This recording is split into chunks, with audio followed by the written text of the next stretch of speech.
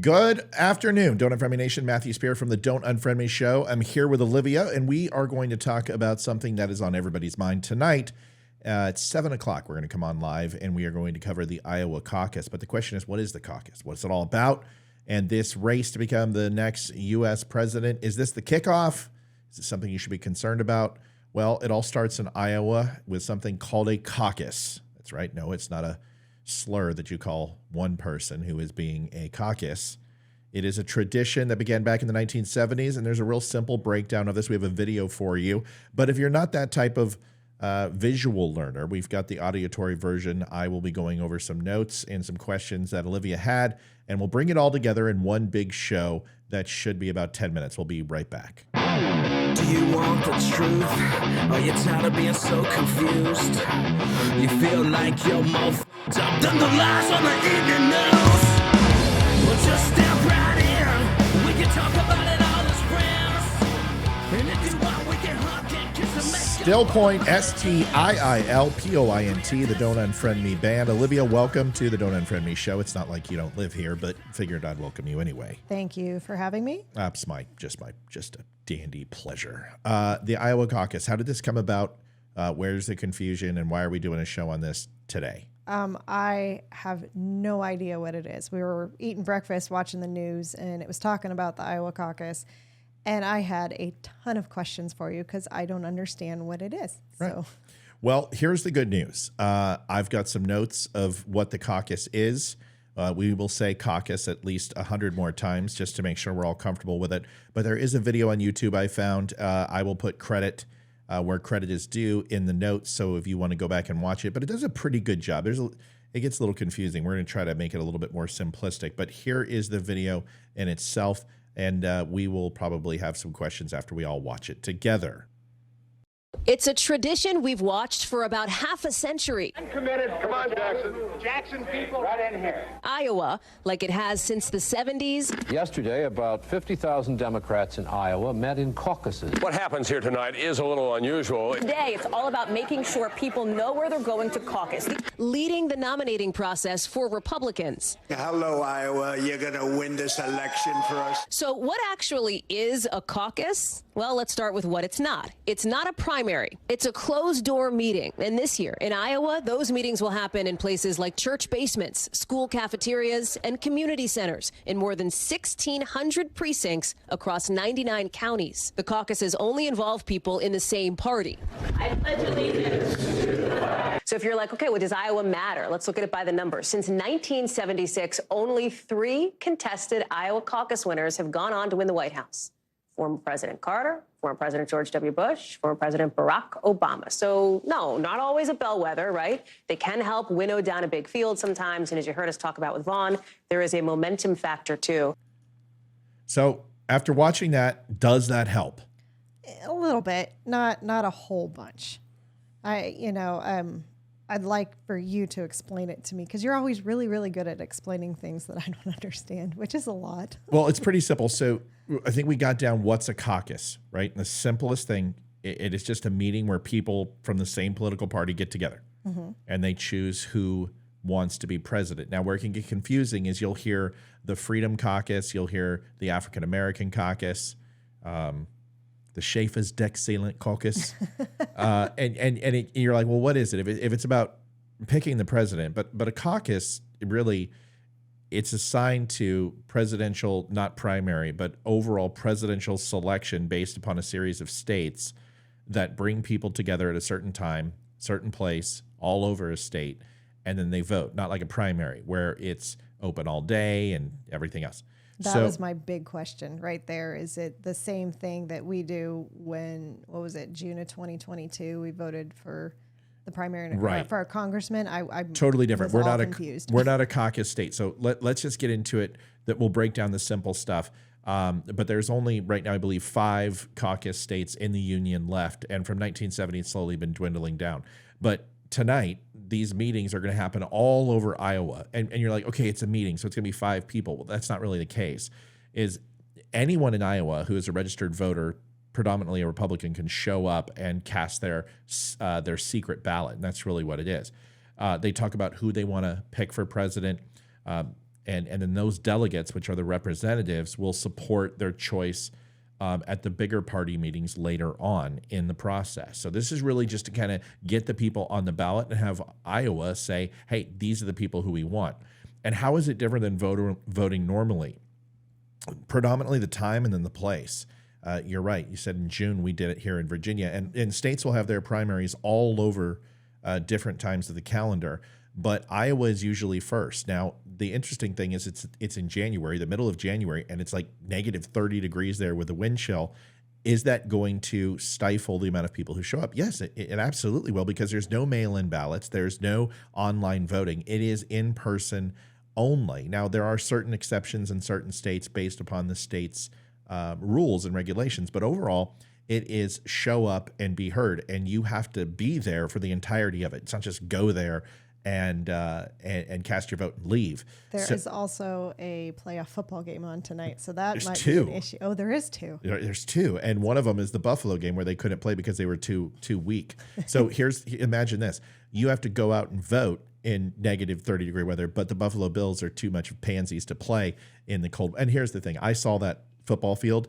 It looked like something out of The Thing, like winter's coming, Jon Snow. Winter was here. I mean, it was, you couldn't see. How much snow? I didn't see pictures. How much there were snow drifts was in that there? were like 10 or 15 feet in the stadium. I mean, That's why they had to postpone it was up to like row 46. Oh, like there's geez. just no way that they could have played football. But anyway, so the time and the place is, instead of voting all day in normal elections, the caucuses happen at a specific time in the evening, starting at 7 p.m.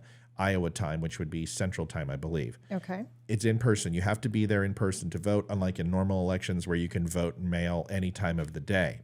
Okay. So I have one question about the people who come to vote. Sure. Since this is a Republican caucus, do you have to be a registered Republican voter to be there? Yes, in this case you do. Now everyone's talking about New Hampshire, but that's not a caucus. So that's going to be a primary. But in that primary, Democrats can vote, independents can vote. You don't have to be registered. So once again, this is where the 10th Amendment and state laws are a little bit different. Now, with federal elections, it has to be mandated federally in the general election, but the states can vote for their candidate any way that they want, and this is where there's confusion. So in the Republican caucus, there's not any really major change. Their caucus is pretty much the same as always. People will vote. These votes will help decide who gets to be the presidential candidate. Democrats, it's a little bit different. They're having a caucus too, even though Joe Biden is already the president. And this works.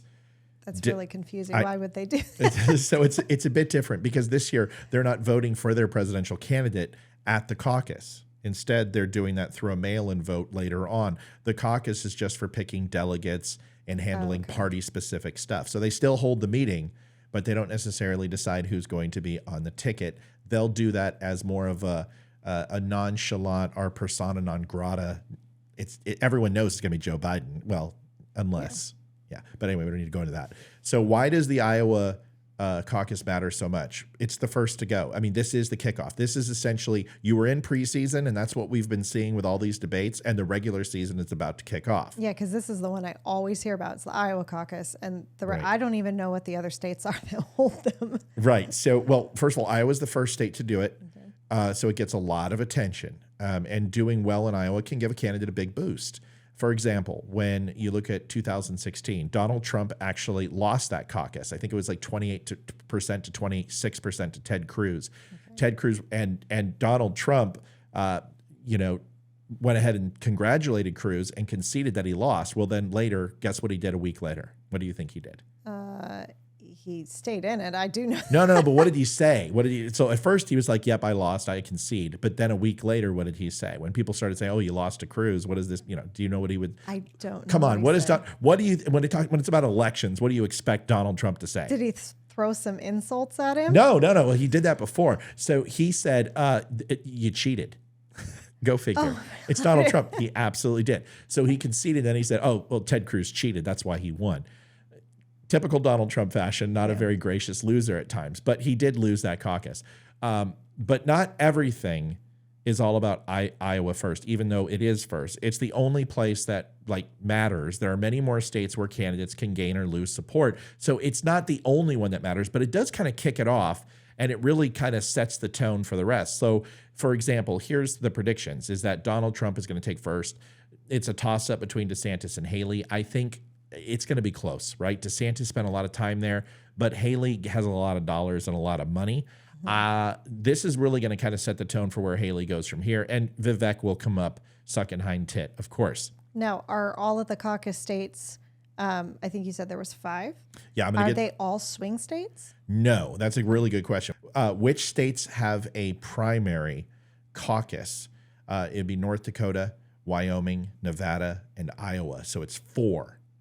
So what about New Hampshire? Because I've been hearing New Hampshire. Nope, New Hampshire is a primary. That's what's coming up after this in 2 weeks. And that really is going to, that's the one where it's going to be tight. Chris Christie had 12%. He left. Haley and Trump were like 9 points apart. Now those votes are probably going to go to Haley. So it's going to be a tight race. This is my prediction. I think Haley comes in with a strong second or third showing, possibly a second. I think she can overtake DeSantis. I think his support is waning. If she takes second in Iowa, that is a huge win for her. I mean, that's like massive. That's more important than Donald Trump winning because everyone assumes Trump's going to win.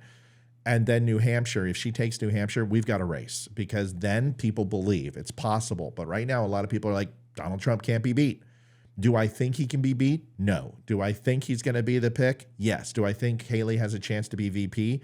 No matter what anyone says? Yes, because she brings that element of women to the center. And that's really what we want. So in a nutshell, here's what it is. The caucuses in Iowa are special meetings where people from the same political party gather to start the process of picking their presidential candidate. It's a mix of discussions, voting, and party activities. And what happens in Iowa can really set the tone for the rest of the election season. Now, to answer your question, are any of those swing states? When we look specifically at North Dakota, no. Wyoming, no. Nevada, Nevada yes. was a swing state in the last election. In the sense that it is predominantly Georgia and Nevada, Arizona, usually predominantly go to Republican. And for those to actually go blue are considered swing states. Now, Nevada isn't a true swing state because it's gone more blue in recent memory, but it's still in this election considered to be a possible purple state. We're going to find out a little bit more when we get closer to the general election. But that's pretty much it. It's fairly simple. This is going to be interesting. Will there be a large voter turnout? It's cold, but Iowans. It's a lot colder than here. Well, let me ask you. In Santa Fe, New Mexico, the balloon festival, like the world stopped, right? Yes. Right. Bakersfield. When they shook the trees for the walnuts and pecans and all that. The almonds, Almonds, the world stopped, right? Yep. Okay. That's the big event. Colorado, right? I mean, the Colorado Food Festival, the world stopped. Iowa, they have the state fair and and corn. So this is a huge thing. It will be a huge thing. Either way, stay with us. What time tonight are we coming back tonight, Liv? Are we coming at 8? 7. Okay. 7 o'clock. We'll be here until they announce a winner. It's very, very, at least the Republicans are saying that there will be a winner announced tonight. Once again, predictions, Trump, we'll say Haley second, DeSantis third, Vivek fourth. Olivia, what's your guess? I'm going to go with that. Wow. She's not the best color commentary in the world for nothing. Folks, thanks for watching. We'll see you tonight at 7 o'clock. Thank you for watching the Don't Unfriend Me Show. Stop by the Don't Unfriend Me Show to get yourself a cool, what is this? Hoodie, hat, coffee, t-shirt, stuff like that. We would appreciate it at thedumbshow.com. Save 10% using code DUM10. Good night, and we will see you tonight. Liv, night, y'all. See ya. Bye. Adjusting transmitter output. This is the Don't Unfriend Me Show with your hosts, Matt, Leroy, Amy, Olivia, and Mike. Geopolitics, military analysis, and election coverage. Coming to you live on the spreely.tv network and all major social media channels at The Dumb Show. Honest, direct, unfiltered. Monday, Wednesday, and Friday at 8 p.m. Eastern. We can agree, we can disagree.